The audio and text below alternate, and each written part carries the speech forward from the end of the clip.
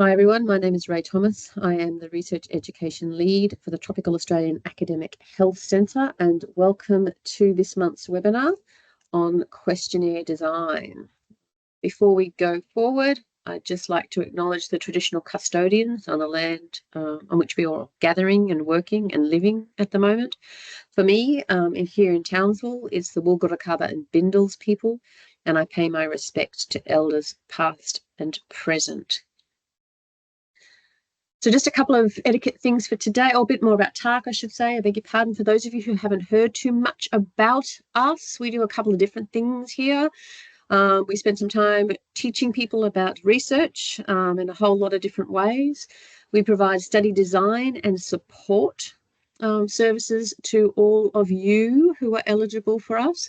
We do statistical consultation and analytic services, of which Michael is a big part. And we also do grant funding for particular organisations as well and people. And if you have not checked out our website, there it is there. Encourage yourself to do so, and then you can see more of our services, and you're able to bump in and fill out some forms to access us, or to just email me and we'll put you in the right direction. Bit of etiquette for today. Please mute your microphones until the Q&A. We'll let Michael run it how he wants. The Q&A is scheduled for usually after the presentation, but whenever you feel free. Please raise your hand if you can. That'd be great. But if you are too shy, you can have questions put in the chat. But we really would actually love to see your faces. So it makes it a much more engaging presentation if we can see who we're speaking to. That would be perfect. So if you have cameras, please turn them on. All right. So today's questionnaire design is presented by Michael Crowe. Michael Crowe is our very own TAAHC statistician. He's awarded his PhD on design and evaluation of critical appraisal tools for qualitative and quantitative research. He also has a master's in biostatistics. He's got extensive experience in project management, and that's where he brings his hat today for you to look at and work on and join him in. And he's also got experience, quite a lot of experience in IT consultancy and IT management. Michael, I am going to stop sharing my screen so you may share yours. It's a very youthful looking Michael too, I might add. I know, it is. It's very useful. Yeah, you put up whatever photo and then you go, I must change that at some stage. No, I have profile photos that are at least 10 years old. It's like, and we'll be keeping that one. Looks nothing like me now. Indeed. Sorry, but I have two screens and my camera is on one. So if you, yeah, you'll see the side of my face at the moment, but I am sorry about that. All right, so let's get on about questionnaire design. My email contacts, I do have two. I have michaelcrowe@tech.org and I have michaelcrowe@jcu.edu.au. I can be contacted on either, depending on which one you remember, and I can put it in the chat later as well. And the aim of today then is to explore a general structure for questionnaire design. And I also want to leave plenty of time for you to, if you have your own questionnaires that you're currently designing, that you can share questions or ask just general questions about your questionnaire as well. So questionnaires then, I assume that you've all filled one out at one stage. Everyone has, I think. We all sort of get them many, many times from many, many different places, you know, from filling in feedback to, you know, filling out forms when you go and see someone, you know, a doctor or whatever for the first time. All of us, I think, have probably filled out a really bad one where we've gone, I have no idea what's going on here, but not really knowing why it was so bad. And then it's always a good idea if you're doing questionnaires is to keep track of good ones, and because they'll give you ideas for really, for, you know, figuring out your own one and adding good questions to your questionnaire. So in case you need a definition then, a questionnaire is a set of questions used to collect accurate information. So what we're trying to do with a questionnaire is we are looking for as accurate information as we can. The principles of questionnaire design can be split into sort of 6 broad areas. First one is, who are the respondents? Then what are your objectives as a developer of the questionnaire? What types of questionnaire you can create? Questions and responses that you put into that questionnaire. Then how do you lay out all those various questions and responses? And then the last step before you actually release your questionnaire on the big bad world is pre-testing and perhaps piloting. So they're 2 separate things, pre-testing and piloting, and it depends on your questionnaire whether you need to do both. A sort of pyramid look at questionnaire designs has the respondents as the base. And your respondents, who do you expect to be answering your questionnaire? That always governs the concepts that you want to explore, so that if your questionnaire is aimed at people who are quite young, there's concepts that they can explore. But if you're looking at other people, that they may be able to explore more complex things. It also governs what questions can be asked and how they're asked, and what words can or can't be used. And then on top of that, you build your objectives about what you want to accomplish through your questionnaire. And it's only when these 2 things have been decided on that you then develop the questionnaire itself. So the layout and the questions and the responses and all the rest of it. So unless you have a good idea of who the potential respondents are and what your objectives are, it's very difficult to do the rest of it. And so just as a experience then, let's start with our own little questionnaire here. There's only 1 question. And I'd like you to type your response, and it doesn't have to be an accurate response because I'm not collecting this data. You can put whatever you like into the message. But I just want you to answer this question.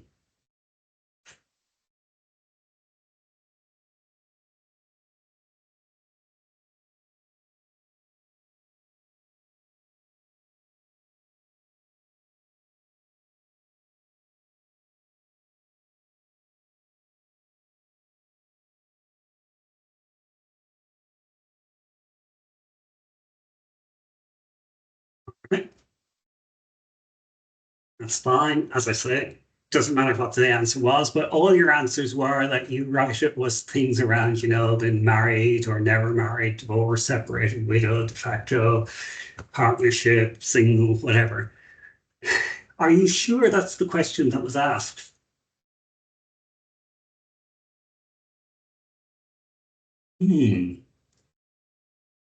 Maybe you should have write current, retired, reserves, or ninja.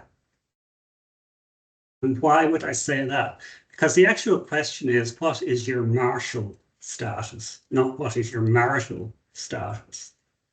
Now, you think that's funny. I worked in a questionnaire many, many years ago, and that was the question that we had in it. And it had gone through about 1 million different set of eyes, not quite, but pretty close. And this was going out. There was thousands and thousands of these going out. And it was only at the very last point, just before it went to the printers, this is how long ago it was, the questionnaire went to a printer, that someone figured out that it said, what is your marital status? And that would have been a major, major problem. So skipping to the last point, it's probably one of the more important ones, is you must pre-test a questionnaire. There are going to be mistakes in every single questionnaire. No matter how many eyes go through it, there will still be 1 or 2 mistakes, but you don't want them to be bad ones. So you must pre-test. Usually this requires multiple drafts of your questionnaire.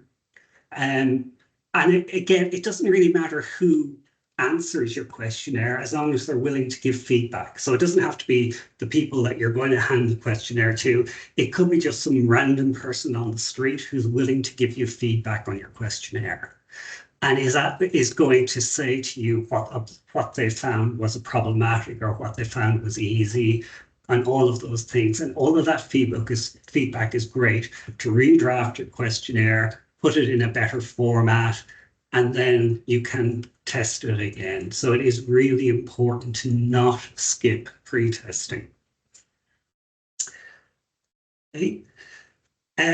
You may have to pilot the questionnaire. So piloting is slightly different in that that's your final version of the questionnaire as you think it is.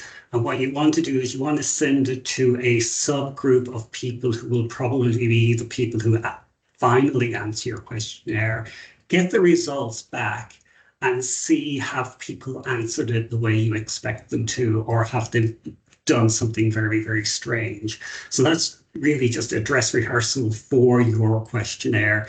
And if you're going to be sending out thousands of questionnaires and expecting good responses, it is really important to also pilot and not just to pre-test. All right, so looking at respondents then, when we think about respondents, we need to look at the questionnaire from the respondent's point of view. What is their perspective? And most of the time when we start developing questionnaires, we develop it from our own perspective. And then you need to switch that around and say, hold on, that's all very well. But what do the respondents, what is their perspective? How do they view what we're asking them about? And it's really important not to therefore impose our point of views and our words and values and assumptions on the person taking the questionnaire. We want to make sure that we're doing things from their perspective. And we want to do that because we want the respondent to fill in the questionnaire as accurately and as completely as possible. If respondents just flick through the questionnaire and aren't careful in answering, then you may as well not have done the questionnaire, basically, because you're not getting any accurate answers. And the whole point is to collect accurate answers. So you have to ask yourself things like, do the respondents have the knowledge to respond to the questionnaire? So do they have that background knowledge? And would respondents be able to remember the appropriate answers and within an appropriate time frame? And then the last one, which is a little bit, depends on your audience again, is are respondents able to express an answer, whether that's written or verbal, are they able to respond and can they respond accurately and completely? Always remember that respondents have limited time, motivation, patience, whatever, to answer questionnaires. You've been in the same situation yourself. You know, someone sends you a questionnaire and it's like, okay, what's the minimum effort I can put into this before I send it back? And whatever respondents you have, they'll be the exact same. It's what's the minimum effort that they can put back in. And you have to, as a result, make sure that the questions are both legitimate and relevant to the respondent. Because when their questions aren't legitimate or relevant, what happens is you've probably done it yourself. You've answered a questionnaire down as far as you can. And then at a certain point, you just go, oh, I couldn't be bothered. This is driving me nuts. And so you abandon the whole questionnaire, and as a result, the information doesn't get back. And I don't know if it's me, but it sounds like someone's microphone is on. But I'm getting some sort of strange feedback. Sorry. Ray, if you can have a look. Anyway, we move on. So there is a rule of thumb for respondents. And that is your typical respondent, no matter who they are, no matter how well qualified they are, they're going to act like they're a distracted 12-year-old or worse. Okay, and so that's where you pitch your questionnaire. Are these people, around a 12-year-old standard? And once you do that, you get in the mind of making things really, really straightforward and simple, rather than assuming that someone has lots of information and has all the time in the world to fill out your questionnaire. So you use plain, simple, unambiguous words, no buzzwords, no jargon, nothing, you know, all those clinical words and all those very important words we use every day, you have to get rid of them because no one wants to really hear it. There is a but to that, obviously. If your questionnaire is about buzzwords and jargon and whether people understand it, obviously you have to use it then, but in general, you try and get rid of it as much as possible. It's a good idea in your questionnaire to repeat the instructions for what the questionnaire is about and what questions are about. And the reason for that is that if you repeat the instructions, then you're just reminding people about what they need to do in the questionnaire. And if they already understand it, they can skip over it or ignore it. But it's a good idea just to point people to the instructions again so that they're aware of why they're answering the questions and what's required. And make sure all questions are easy to understand. So you break long ones into shorter ones, or you decide, right, well, this is the area I want to ask questions about, but you break it down into steps so that there's lots of easy questions to answer rather than hard questions. You also, and this is hard to do because we often forget about it, is that you need to have easy to understand responses. So it's not just the questions need to be done right, the responses also need to be thought about well. Remember, this is not dumbing things down. So if you've spoken, you know, if you speak to kids and stuff, you don't necessarily dumb things down, but you speak to them in a way that they can understand you rather than necessarily treating them like they're idiots, because that never works out well. And because you're looking for accurate and complete responses rather than anything else. Okay, where possible, you should avoid open-ended or unstructured questions as a rule of thumb. So these are where you get a box and say, hey, put in any other information you want in here. And most of the time people just skip them because it requires too much thought. Also, complex questions and complex response choices might be, you have to figure out ways of simplifying them, or else getting rid of them, or else asking yourself, is a questionnaire the best way to collect this sort of information? Because there might be better ways to collect it rather than through a questionnaire. And then asking irrelevant questions, which I've mentioned before, and this sort of leads into our objectives.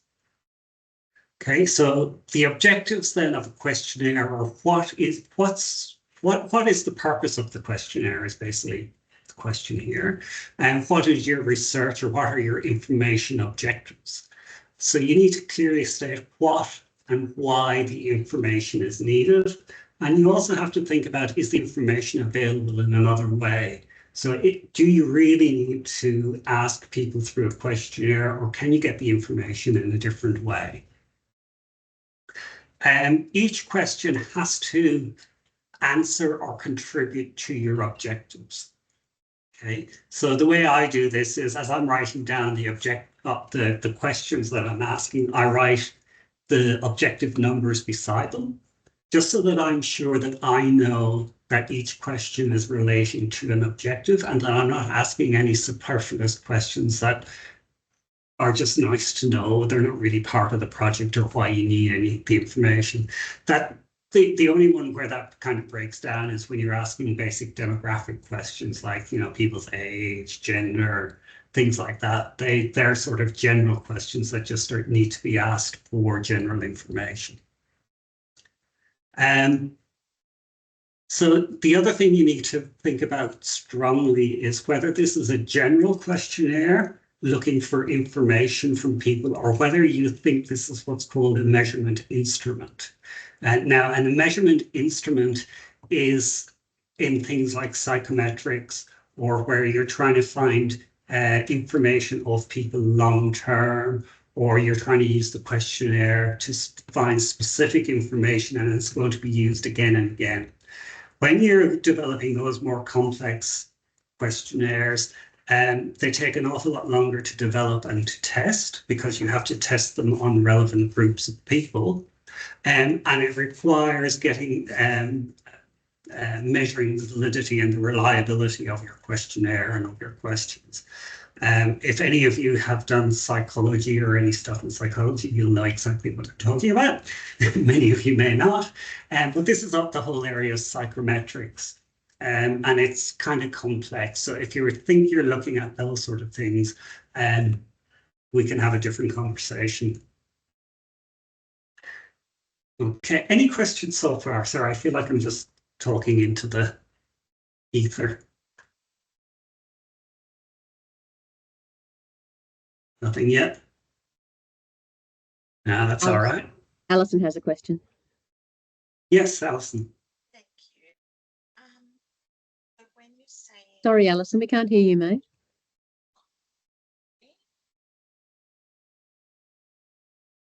You're on mute. Not really. You're very soft. If I lean in.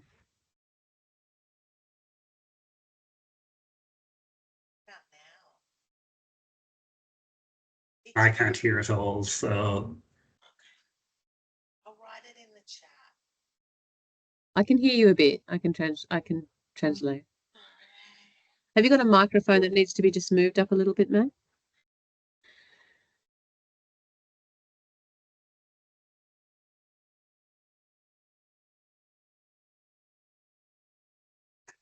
And technology, great.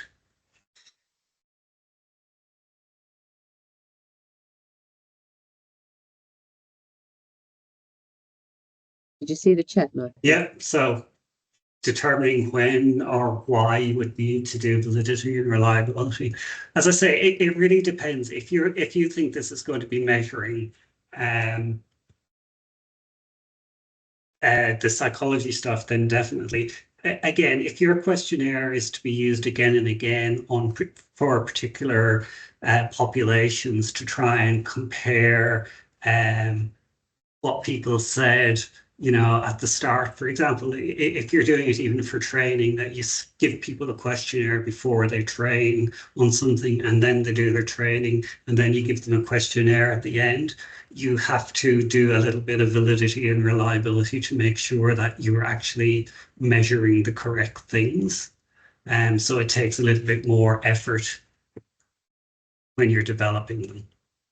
It really depends on circumstances, whereas one-off questionnaires that you might send out to people just to find out information and you're unlikely to use it again, then there's less of an effort or a need to do that.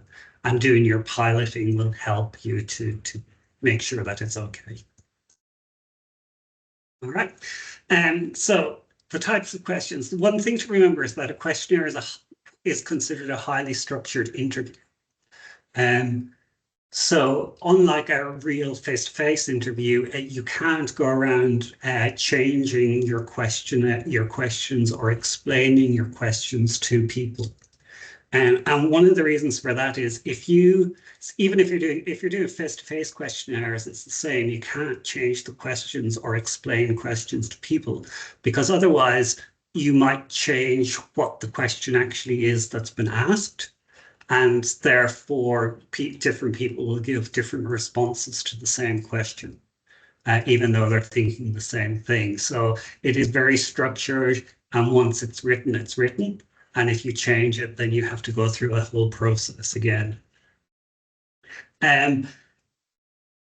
You can do telephone questionnaires, except that most people don't answer their phones anymore.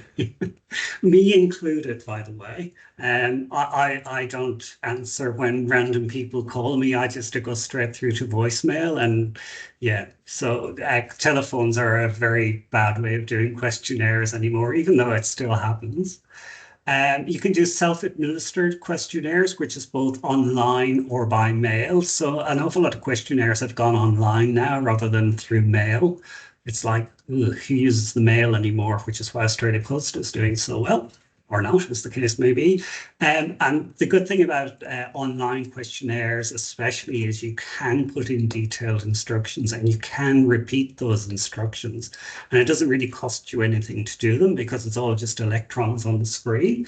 And the other big thing about online questionnaires is you can do branching. So if people answer a certain question in a certain way, you can send them down one line of questions. But if people answer that question in another way, you can send them down another line or a different way of answering those questions. So it's brilliant doing online questionnaires that way. And you can do face-to-face questionnaires, and that includes video sessions like this as well. And it also means that you can face-to-face, you can give longer and more complex questions, but it does depend on context as well and who you're asking. And you can use things like prompt cards to prompt people to give answers and how to give answers. And you can use prompts. You know, do you prefer brand A to brand B? And people can, you know, look at both and decide which one that they can respond to. Obviously, it's far more labor intense to do face-to-face questionnaires. So if you're just trying to find, you know, bucket loads of information from a general population, it's not the way to go. But then again, you may actually want to do face-to-face questionnaires to find out information from individual people too. So it is always a possibility. So probably some of the things that you're probably more interested in is all this idea of questions and responses and how do you develop them. Remember, all your questions and responses are based on both your objectives and who the respondents are. It includes both the questions and the responses. And something that I tell my students the whole time, because they're always afraid of plagiarism in university, or some of them are at least anyway, is, oh, can I reuse questions? And my answer to that is an emphatic yes. Plagiarize to your heart's content. Because if someone has put all the hard work into developing questions and questionnaires, you should go ahead and use them, because then you don't have to do it yourself. And so copy, steal, take, whatever it takes, and go for it. There are a few questionnaires out there that are copyrighted, so you can't do it for those ones, but there's a hell of a lot out there that aren't. So when you're considering questions and questionnaires, there's two things to consider. One is how you're measuring things and the structure of the questions and responses, and then the wordings, so to make everything clear. Now, again, this whole area of doing this takes a bit of practice, but you know, there is help available. And when most people start developing a questionnaire, we tend to do lots of yes/no questions because they're easy. You know, are you aged over 18? What's your favorite? You know, are apples your favorite fruit? So we tend to go with all of these dichotomous questions, yes, no, agree, disagree questions. The problem with that is that there isn't an awful lot of information in them. They're easy to answer, they're really easy to analyze, but you're not gathering a huge amount of information. And one of the things all the books say is that yes, no, or dichotomous questions are susceptible to wording influence. This is true of every single question. So I don't know why they sort of emphasize it for these types of questions, but all questions are affected by word choices. But these are really good as filtering questions. So, you know, if you want questionnaires answered by people 18 and over, one of your first questions will be, are you 18 years of age or over? And if they answer yes, you continue on. And if they answer no, you say, thank you very much for taking the time, but we can't take your response. You know, and you can put in other filter questions as well, depending on what your topic is, so that you're definitely getting the people answering the questions that you want to answer them, rather than some random strangers that happen to come across your questionnaire. The second type is multiple choice. So multiple choice are please answer one only. By the way, when I was doing this, I went that these responses you shouldn't actually take as being good responses. These were just random ones that I chose. Because why might these responses not be that good? I asked a question, people don't like me asking questions. One of the things is that from a sort of medical health point of view, there's a very clear distinction between what's a head and what's a neck. If you're just a lay person who gets an injury, it can be kind of difficult for some people to decide which is their head and which is their neck. So the very base of your skull, people will say is part of their head, but most health professionals will say, well, from that point down is actually your neck, not your head. So there are various ones in there, and there's, so these aren't quite as good answers as you might expect. The advantages, again, easy to answer, easy to analyze, really good for filtering. So, if you're looking for people with neck and head injuries, then you can, give them more questions, whereas everyone else, you can give different types of questions. There can be a thing where there's order bias. And that's where, and you usually pick it up pretty quickly, is where people tend to tick the first options in the response because they're higher up and they've read them first. So they'll, tick a high one rather than one that's real low, especially if there's a lot of options in there. One of the ways you can get over that if you're using online questionnaires is that these options are randomly inserted, so that then there is no real order to them. That has its disadvantages in that it can then have things completely out of order, which just frustrates people if there's a natural order to the options.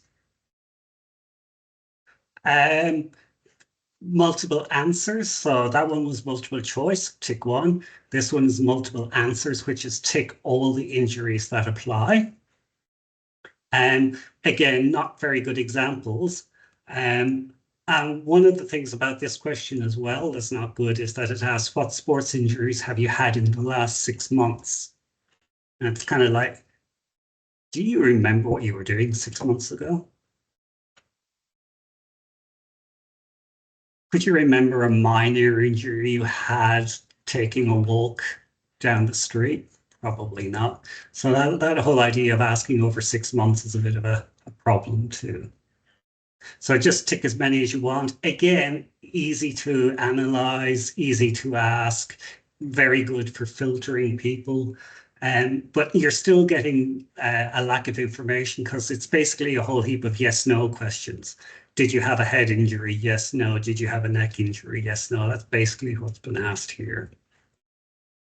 Rank your recent sports injuries in order of severity, placing a 1, 2, and a 3. So this is a ranking scale, which is an old way of doing it. A newer way of doing it on computers is you just click and drag. So you can click and drag the most severe injury to the top and click and drag the next one.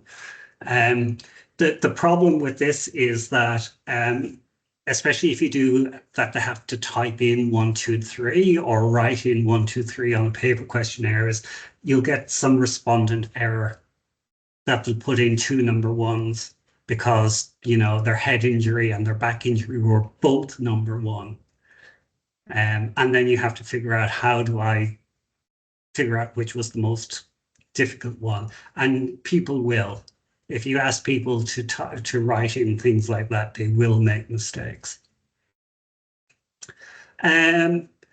Visual scales. There is I come across it again and again and again, and every time I shake my head, the VAS scale, which people like, the visual analog scale for pain.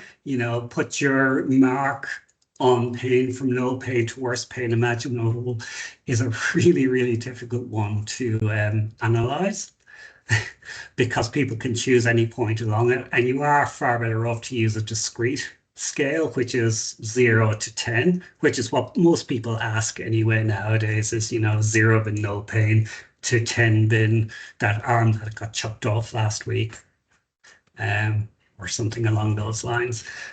For kids and for people who can't read, you can use the FACES pain rating scale, that gives you various aspects of pictures of how badly they feel with the pain.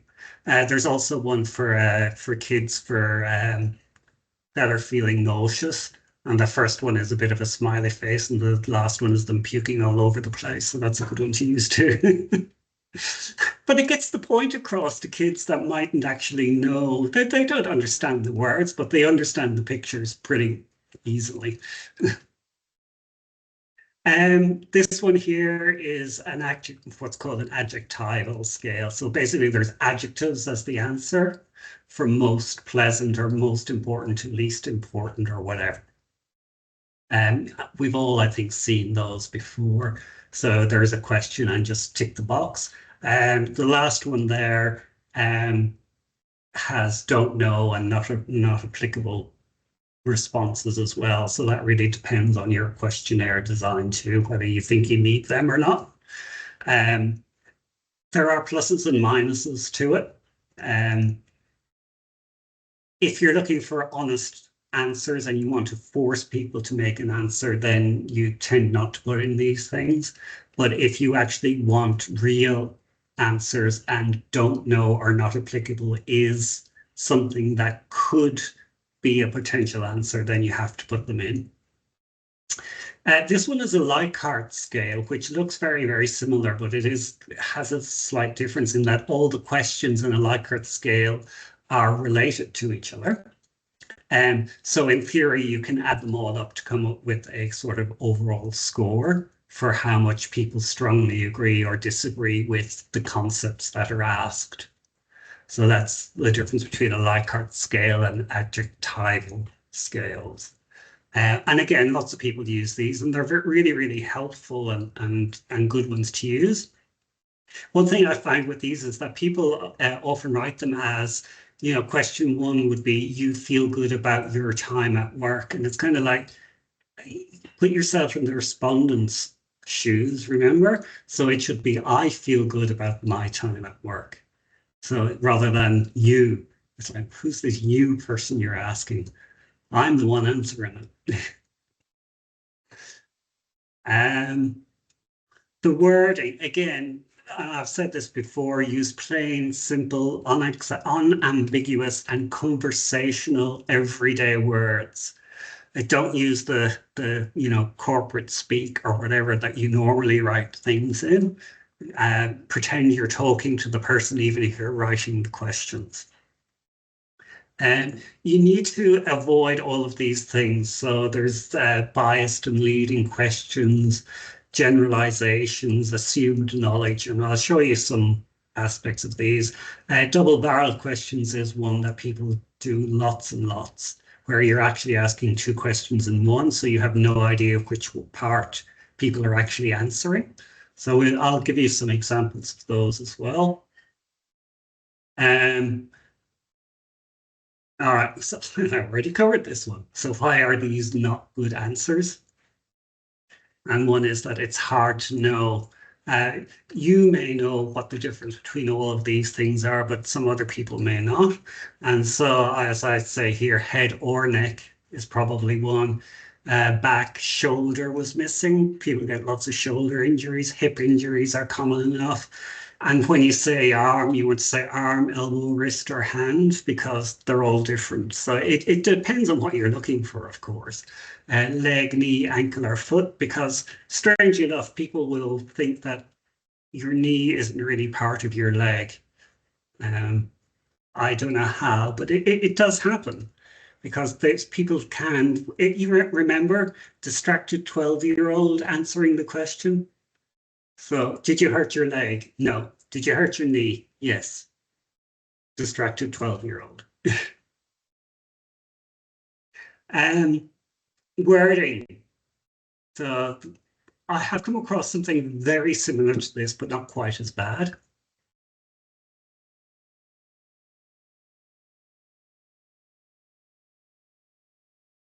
All right, so the wording of that is just, you know, yeah, why the past 66 hours? Who measures time this way? And you know, have you coughed any phlegm up? Is how you ask that question.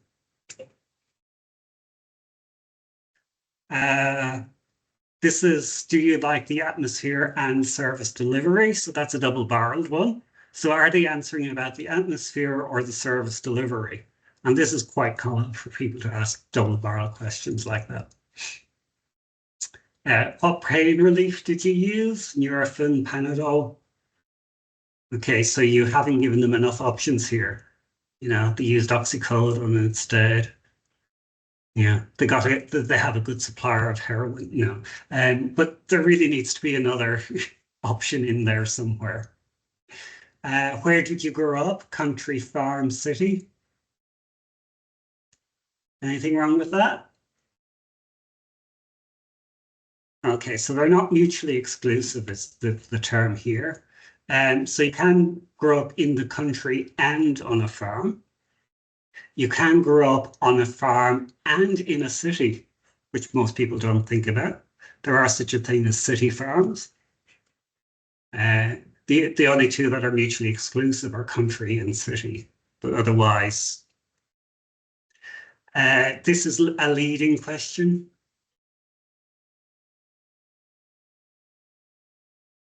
Who's going to answer no to that? Really? Right, it's true, but who's going to? This is assumed knowledge. What do you know about SARS? Everyone know what SARS is? How many of you have answered that it's a soft drink? SARS is actually a soft drink. It is also a respiratory disease as well, but you know, how do you know? Another leading question.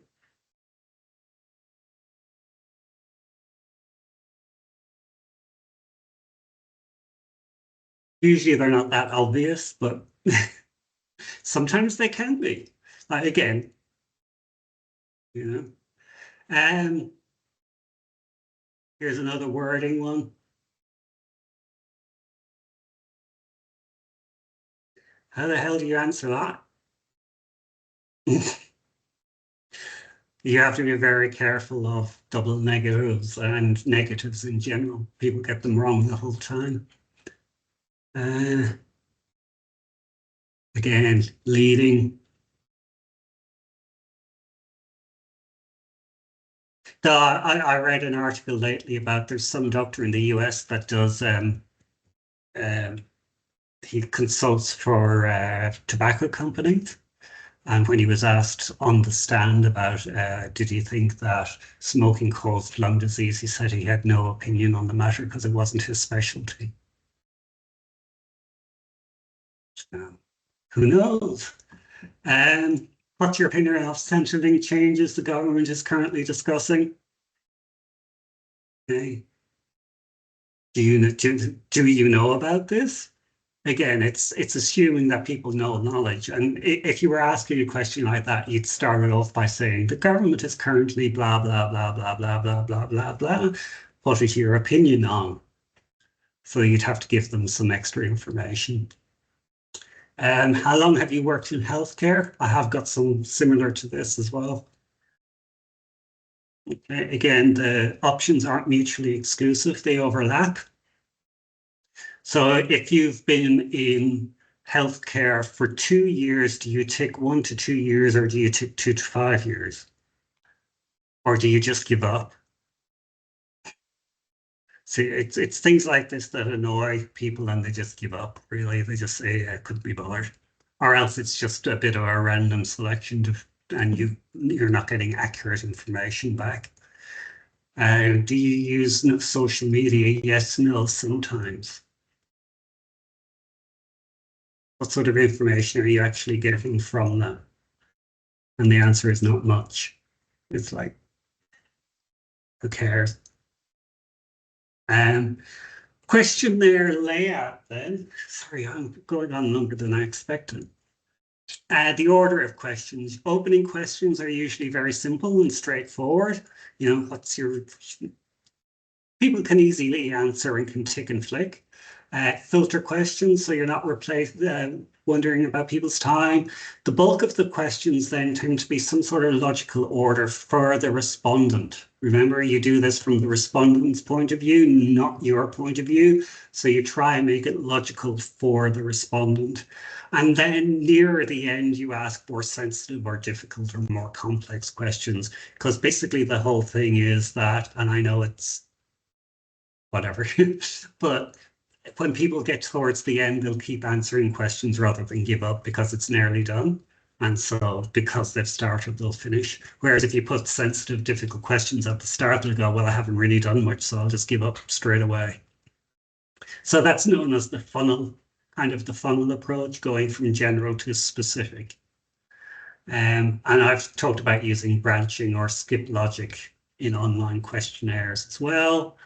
Questionnaire format, it must be professional. First impressions matter. If people get a really badly looking questionnaire, they'll just throw it out. Divide your questionnaire into sections or pages online so that it's easy for people to follow and they're not scrolling up and down. Number questions sequentially, include instructions. I've said that before. Pre-code questions if you can. If you're doing stuff online, it's already pre-coded for you, so that's easy. Produce a code book for your statistician. Yes, please. That's me. So that's basically information on all the variables that you used, why you've asked questions, what responses you're expecting, what the responses mean. And that means that people like me know what you're driving at, and we can sort of analyze it a bit easier. Remember pre-testing, don't skip the pre-testing because mistakes happen all the time.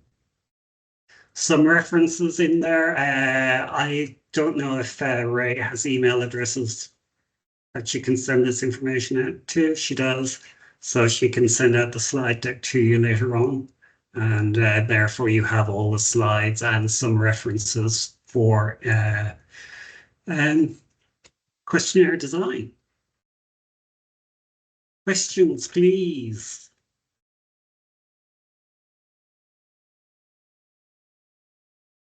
Who in the group is currently doing a questionnaire? Oh, Vinay. Yeah. Just. Sorry, I'm not doing a question. I just had a question. Yeah, go for it. Validating a questionnaire. Yes. So I've never done one, but I understand that it is an essential part of designing a new questionnaire. Yeah. But I've seen surveys published with questionnaires that have not been validated and just pilot tested. Yeah. What are your thoughts on the robustness of validating a questionnaire or just pilot testing a newly designed questionnaire if you can't find a validated questionnaire? Yeah, look, piloting is a form of validating.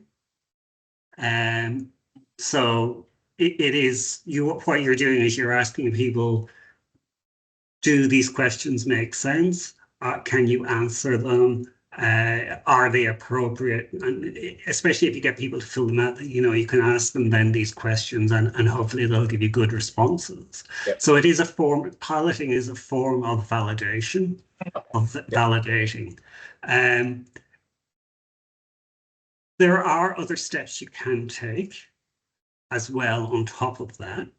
And it really depends on if you're going to, one of the factors is, are you going to reuse the questionnaire? And if you're going to reuse the questionnaire, you need the validity, but you also need reliability.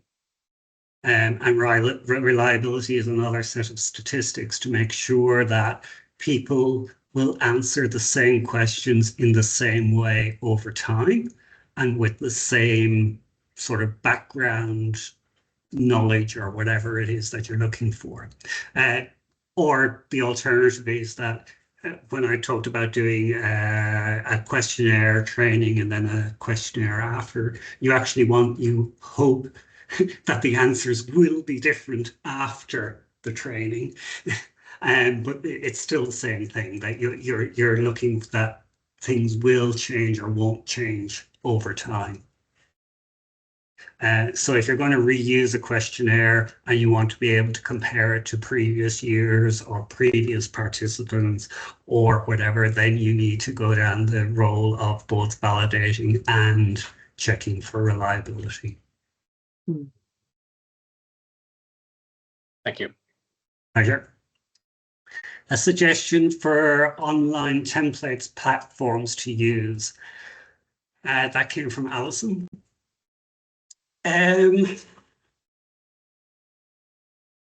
Not really. I tend to find that a lot of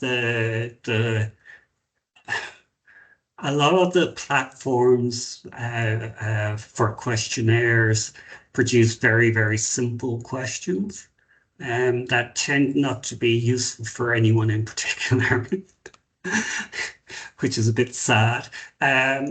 Look, I know in JCU and JCU adjacent, there's licenses for Qualtrics, which is quite good, but if you or your organization don't have licenses for Qualtrics, it can be expensive. There are some other, and I do have a list, or I used to have a list, and I can add it to the email the email Ray sends out, because I do have a list of different platforms. I won't be saying whether any of those platforms are any good, by the way. Will be saying that they exist. One of the things that Queensland Health is investing a lot of money into is the platform called Red something. What is it? Not Redcap. Redcap. Thank you. They're doing a lot of investment into that. I don't know, Alison, you're from CHIS. I'm not sure if CHIS has the rollout of Redcap yet, but Townsville most certainly does. And do you know, Michael, the stance on, and Vinay, or do you know the stance on whether or not you have to use Redcap if that's the one your HHS endorses? Redcap is particularly looked at for clinical research because it is it's a local database of the questions and answers, and it can be integrated to some extent with patient records, if possible, I think. So that's why Redcap is used. It's a more secure platform than just any random company getting access to, especially to health data. And Alison, I think Marissa Ross, your RGO, will absolutely know whether or not Redcap is being rolled out in Cairns yet at the moment. So I have used Redcap as well, by the way. I've used it quite a bit. It's really, really good for longitudinal research, or where you're going to be collecting repeat data on, say, participants over time. It's really, really good. It's a little bit more fiddly if it's just a one-off questionnaire, but if it's available and you can use it, use it. That's what I say, especially if you don't have to pay for it.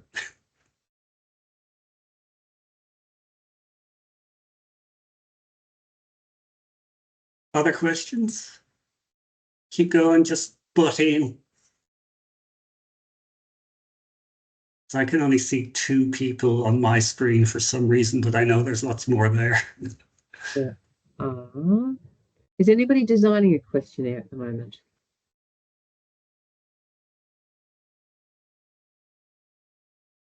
I was trying to. Yeah.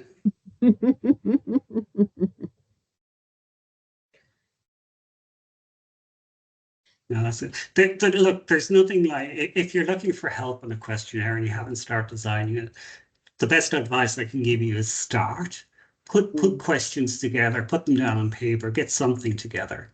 As I said, steal where you can without breaking any copyright rules, obviously, and then ask for help with it.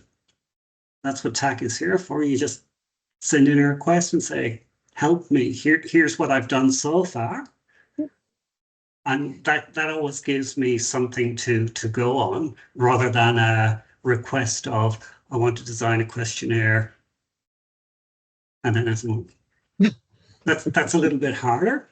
But if there's a series of questions down, no matter how random they are down, at least it's a starting point.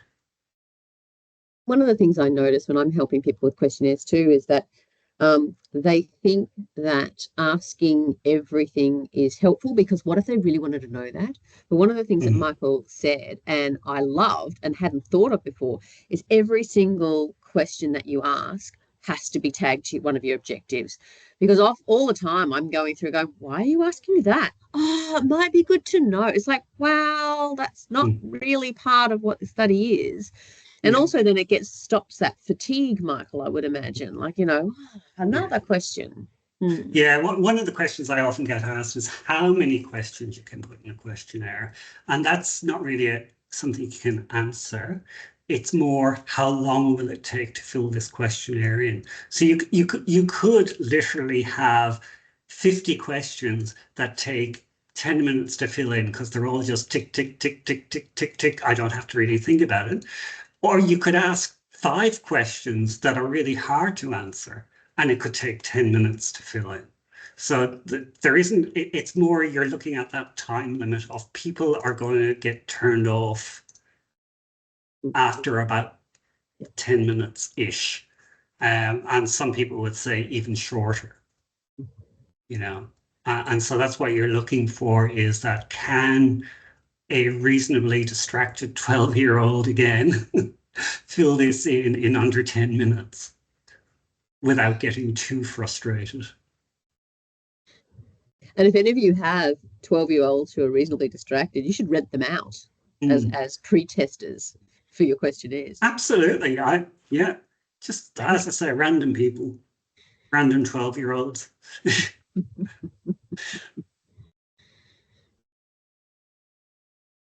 All right. Are there any other questions for Michael? Well, I've learned a lot. That's really great. Thank you very much, Michael. I've taken notes for the next time I have to review questionnaires. Yeah. All right, everybody. Thank you very much. Thank you, Michael. Let us know if you need anything. Yeah, just email through to TAAHC if you need any help with anything. That's what we're here for, as I keep saying. Exactly right. All right, everybody. Have a good day.